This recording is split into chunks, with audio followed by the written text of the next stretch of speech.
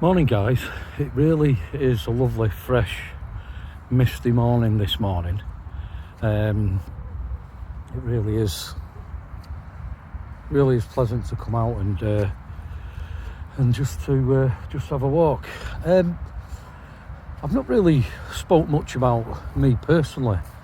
I think it's only fair if you guys actually know a little bit about me, which I find which have been a little bit rude, I suppose, but when it comes to me and when it comes to setting up my business and what I'm aiming to achieve and what I want to do, so yeah, I've got a story. I've got quite a lot of a story, to be perfectly honest. I'm writing a book, which won't be out for some time, but when I get time to do it, I'll finish it and get it out.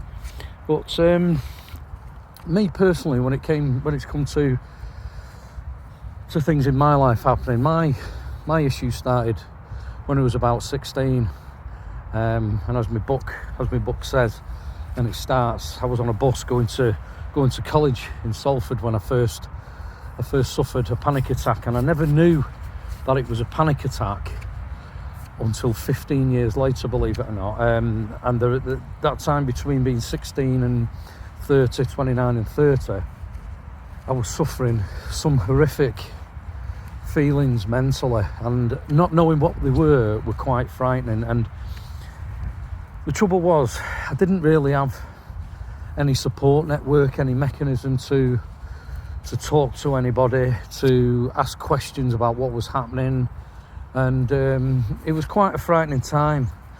And it wasn't, like I say, until I was nearly 30, when I was working in mental health by that time, that a friend of mine, a consultant psychiatrist, generally just asking a general question about what I've been doing at the weekend, and I've been out at the weekend, but I suffered again a panic attack, because the panic attacks were daily occurrences. They were quite frightening, and it was really something I began to live with. But she asked me about them and said, so what are you feeling and how are you feeling? I said, I get these feelings of just dread and terror when I do something, and I worry about things. And she just said, oh, do you have panic attacks? And I looked at her and I said, what? Panic attacks? What are them? Oh, just a bit of heightened anxiety. And from that day, things changed for me personally, because I managed to not put a label on it, but there was a purpose to how I was feeling. And I did my research and I looked into it, and I was able to understand it a lot more, because for 15 years I'd not understood anything about how I was feeling, getting out of bed in the morning, not wanting to get out of bed in the morning. And now somebody had spoken to me about that, and I'd worked with this girl for some time, and I just couldn't believe it. That from that day, life started to change, and I've never taken medication for it, because I didn't think anything was wrong. I was sorting my own mental health out myself. But yeah, it was a difficult time, them early years, and I'm going to talk a lot more on these briefings and these little snippets of videos that I'm going to put on playlists and things, and we can interact a lot more, and we can connect, send me messages, we can chat, and do it privately if you like. Go onto the website, I'll put the website below, subscribe, let me know.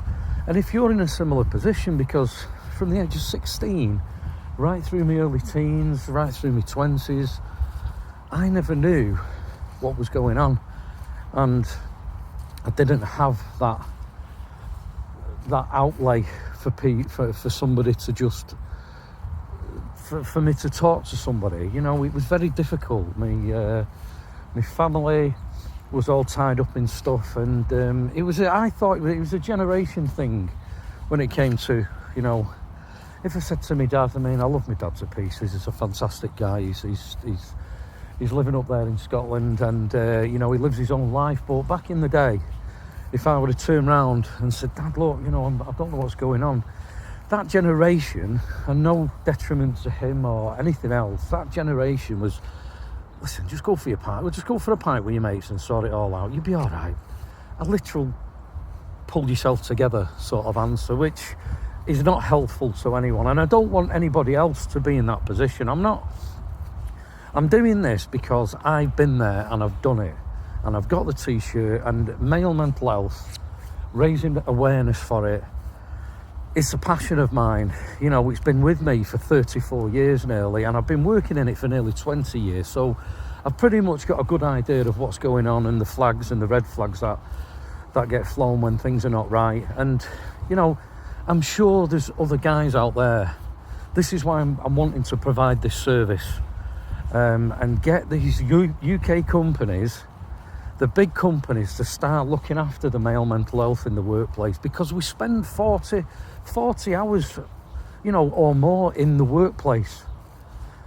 You know, we spend a lot of time, putting a lot of time and effort into these companies, and I think they've got a duty of care to look after us and to look after you guys.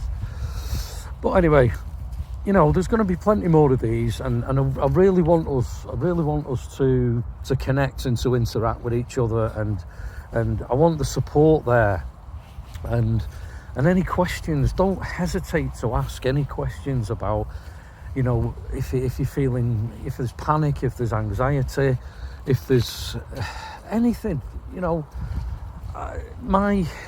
Over the 15 years from like 16, my anxiety developed because I didn't really have anybody to talk to, and it developed because I wasn't in control of it.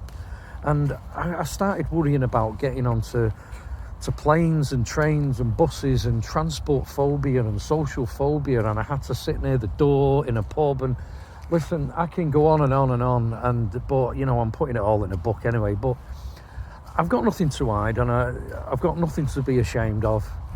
I am what I am today because of what happened in the past. So listen, I'm gonna have to wrap it up for today. But again, you know, I've got a story to tell, and I'm gonna tell you guys, you know, further down the line, and we can talk about it. But in the meantime, you know, if you're going out to work today, you know, just keep good mental health, and that means don't take on too much.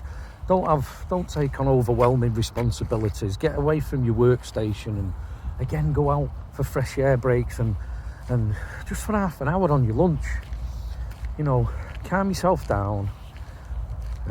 Do all the regular things that you need. Go home to your family at night, switch off, you know, make sure you're not arguing, because all these little things compound to building up something a lot bigger, and then all of a sudden it spirals out of control. Anyway, lots more to talk about in the future, but I want you guys to take care of yourself, and let's speak soon. Okay.